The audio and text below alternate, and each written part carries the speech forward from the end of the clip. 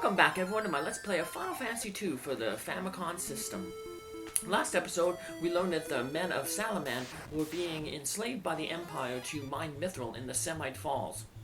Semite Falls is to the south of Salamand. You have to go to the west and go around the mountains, then canoe to the mine entrance.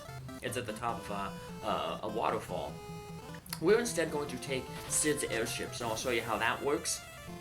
Because we're going to head over toward Parth, where Cid is, because we're also going to go over to Bafsk. The people of Bafsk are also enslaved by the Empire, but they're not mining mithril. They are building the Dreadnaught, the Empire's secret weapon. So let's go check up on them, see what, maybe if we can do anything for those people. So, yeah, we got a bunch of, I guess, rescue missions going on here. So, also, this will allow us to gain some more gold. We're trying to build up enough gold to buy a second longsword for Fess. We got one earlier for Booker, and that'll help out in the Semite Falls mine, just having that little bit of extra attack power. So, we're going to need 900 gold, 600 for the longsword, and then 300 to get to the Semite Falls from Parth. So there's 4 destinations that Cid can fly into, and the further away they are, the more expensive they are. So it's like 100, 200, 300, 400. 400 is Kashun, and then the other 2, I think one, it might be Paloom, and then Finn. I'm not for sure, because I usually never use the first 2. Because at this point in the game, it's just easier to walk, because we need the money and the skill points that we're getting from doing all this fighting. So that's one of the good things that I like about this game. A lot of people give it a bad rap because it has like a unique system. It's a system similar to the Saga series, Final Fantasy Legend 1 and 2 that I've done Let's Plays for, where you know, you gain abilities based on, you know, fighting and the way you fight. But once you really understand the system, it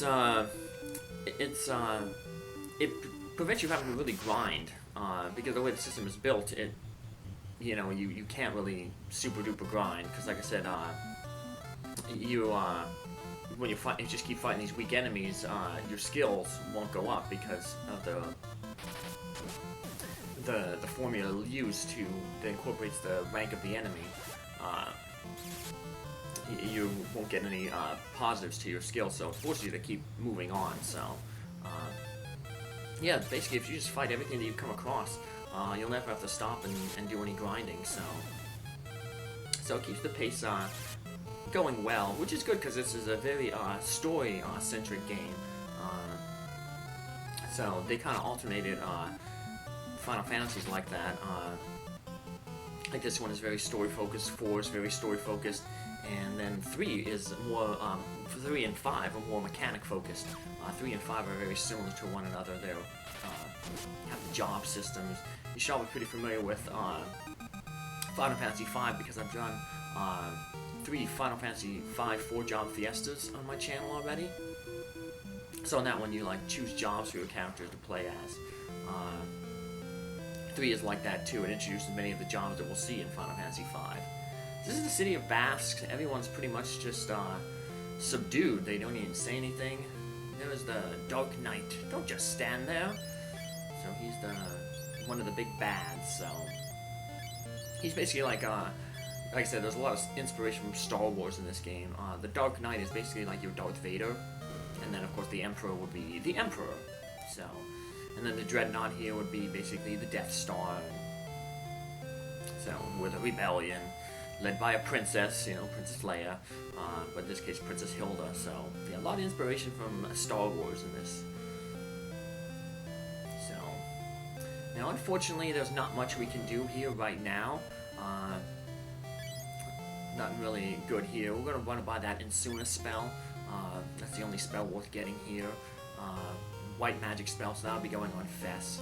This guy will be important later. Fools, if the Dark Knight sees me talking to you, I can get killed.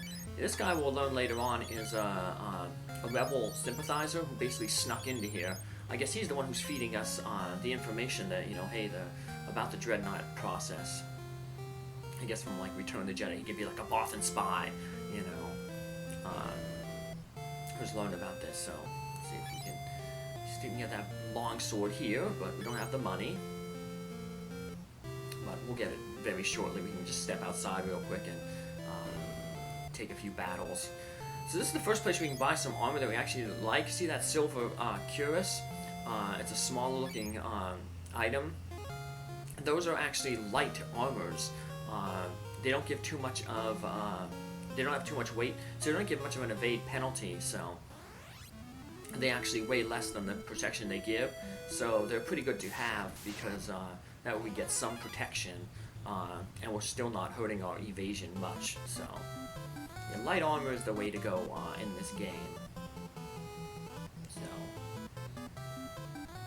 but light armor and shields, so.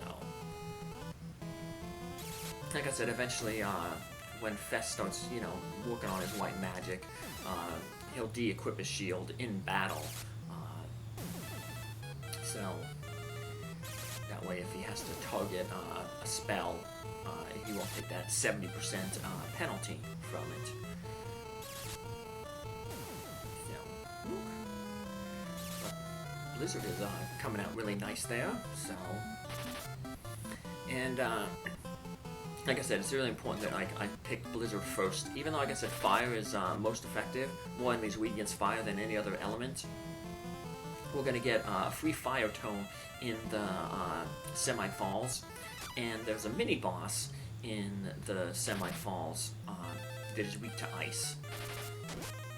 And if you have your ice level up to about level 3, you can one-shot that mini-boss, who otherwise is pretty tough, so. Go. Got some good gil there, and Maxine got some more MP, so and we got pretty much close to the amount of gil we need to buy that long sword. Let's heal ourselves up here real quick, because Maxine can only use one more charge of her blizzard spell, so just in case you get into a battle and need to use it twice. Yep, she got a little bit more magic there, so that'll be good.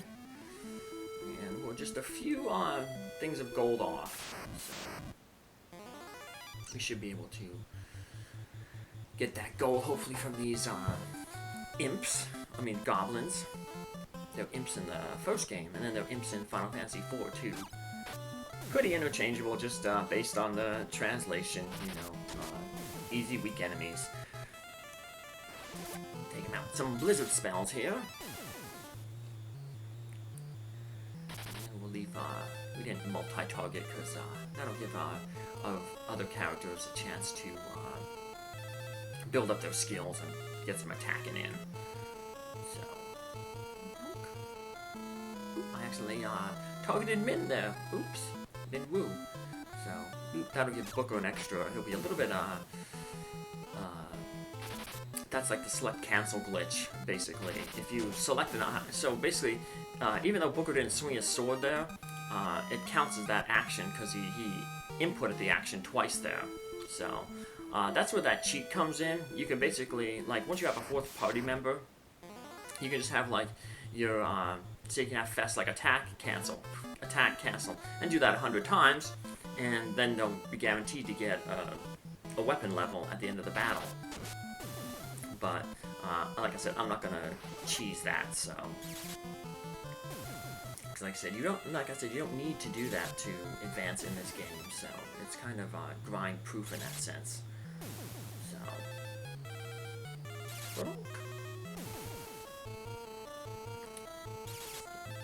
It's good that we're getting all these goblins out here. So, like I said, the goblins have the best chance of dropping a lot of money. The rare drop of the goblin is 50 gold. So, at one time we got like 131 gold just from 4 goblins, so quite a few of them must have dropped that 50. So, But, well, not getting too lucky with the gold, but we don't need too much gold. Now, after we get the mithril, that's when stuff gets really expensive. So, the mithril gear is, yeah, it's quite expensive. So, I think the mithril sword is 1,800 gold. So 3 times as much as the long sword. But, yeah, you figure that, we went out, we got the mithril, we'll end up getting the mithril for the rebellion, but, like most other, role-playing games, they never give you the equipment for free, you know? You figure they'd have a vested interest in, you know, equipping their soldiers with the best gear they can have, you know, but no, we have to go out and buy our own gear, so it's pretty crazy. I'm trying to think of, eventually I'll get to Dragon Quest 1, you know, you're the hero, they're like, you're the prophesized hero, and we're just gonna give you a little bit of gold. You know, it's like, the king of basically the continent, it's the only castle in the continent, you know, he's the king of the entire land, and he can't afford to give you more than 150 gold, which can basically buy you nothing, so, you can buy like a little piece of armor and a club. So, or like you can buy like a club or and clothes, or like a bamboo pole and leather armor. So that's basically what you're stuck with at the beginning. So always go with the club clothes. So now we can actually deal some decent damage. So.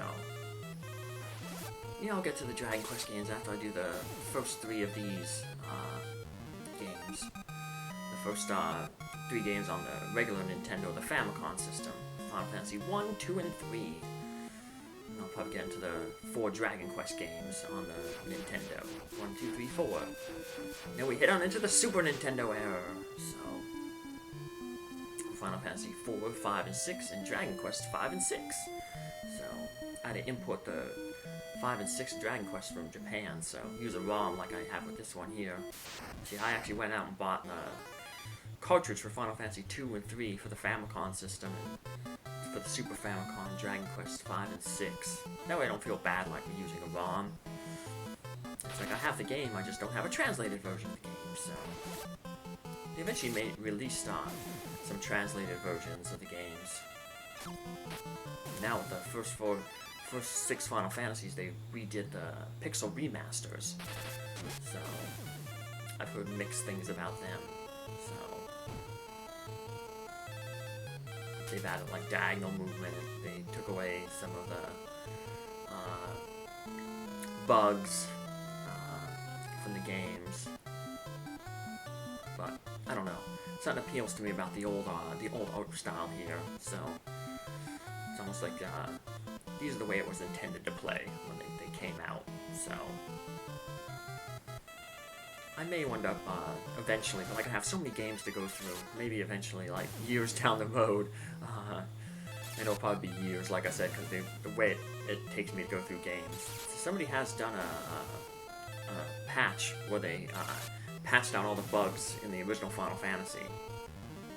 So like the dragon sword is effective against dragons, all the spells work as they're intended to, you know, all the enemy weaknesses, elemental swords work on them, so might make the game a little bit more interesting, but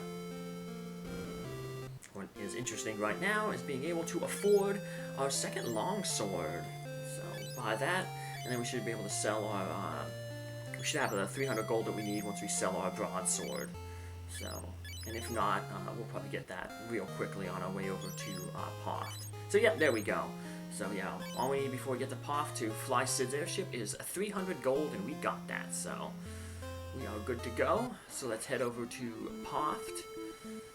It'll probably be an equal walk to get to the Semite Falls, but I'm going to show off using the airship, and also to give a chance to be fully healed. So, because we can go to the inn in Poft, heal ourselves up, and then be dropped off right at the entrance to the dungeon. Whereas if we healed at the inn right now in Salamand, we'd still have a little bit of walking to do to get to the Semite Falls Mines, and you might use up some of our resources. So, That's why it's important. The main resource that we're worried about is Maxine's magic points. That's why we kept Minwu's ether that he came with. Because that basically gives back, I think, up to 50 magic points. So basically at this point, it will fully recharge Maxine's MP when she is out of it. So, and that'll be basically just increase her, you know, usefulness, since she doesn't have any weapons. Her only main form to attack is her magic. So, eventually we'll be able to buy ethers on our own, but they're pretty expensive. Like I said, they're like 1,000. But this game is similar to Final Fantasy 1 in that, you know, at the beginning you're so hard up for money, and then at a certain point in the game, you just have nothing to spend money on anymore. You know, that's when we'll just be buying ethers, good, you know, by the barrelful, I guess. So, problem with though is this game, it doesn't stack. You know, like in the Final Fantasy 1, you could have, you know, 99 potions in one stack. This game, you can. Everything takes up one inventory slot, and the inventory slot is, you know, very, very small. So, you can kind of mitigate that by giving each of your characters 2 items to use in battle, but that's really only 8 extra slots. So, inventory is at a premium, just like Dragon Quest 1. So, I think it's not until Dragon Quest 4 where they give you a bag. I think some of the remakes of 3 give you a bag where you can put like a bunch of inventory for everybody, but up until that point, you notice it really bad in Dragon Quest 1 and 2. Hey, we got a potion, drop from a potion there, and Booker gained a sword and shield rank. So he gained it a little bit before Fess did, because, like I said, we accidentally did that. I had to cancel his attack because I accidentally targeted Minwu that one time. I meant to press down to target an enemy and then hit up, and then I had to cancel to get the right target. We don't want to be smacking our characters around. That's another cheat, though, that some people use. You know, you can hit yourself in battle, and that will encourage the hit point growth. So, as you can see, like, a lot of the enemies ain't necessarily targeting us, or, like, especially like Fess. Fess hasn't had really any hit point growth at all, so I don't think. No, he got 1 hit point growth because he started at 30. So, it's a way to force some hit point growths on your character. But if you just do things naturally, hey, there's Cid's airship. Wonder where he's flying to. So, we got a rogue soldier here. So, the weakest of the soldiers. The boss of the Semite Falls will be a sergeant. So they kind of go by ranks. Soldiers are just generic rank 1. Sergeants are rank 3. Got those captains are rank 5. And then I think generals are rank 8. So, but they're like endgame level enemies. So, all right. Well, we got another. We got a level for Fess there with his sword and his shield. So that'll help his evasion a little bit. So we'll get a little bit of more points toward his cure spell here. Heal ourselves up. Yeah, you always want to heal yourself up before you use the inn. It makes it a little bit cheaper. And like I said, gold is at a premium here. So we sleep away our wounds at the inn. And then we're going to go talk with Cid. Or more importantly, talk with Cid's assistant. Cid, remember, is in the pub. He's the guy who looks a little different in the upper right corner of the pub. There he is, and we talk with his assistant. And, yeah, we want to go to Semite. Ooh, Bafsk and Salamand. Okay, so those are the ones that are the first 2. Yeah, there's no point in going to them. You saw how short of a walk there is here. So, yeah, once we select, we're going to step outside, and you'll notice that up on the top there will be the airship. You just climb on top of the airship, press the A button, but we get into a battle beforehand. And once we do that, it'll take us to whatever destination we chose to go to. So, well, Now sometimes you'll see it said like 1 times hit there. Sometimes Booker will get 2 times hits because he has 2 swings of his sword because his sword level is rank 2. So there is Semite Falls. That is our dungeon that we're going to go and explore in the next episode. So take care, have a good one. See you then. Let's hope we can find those captives and set them free. Have a good day. Bye.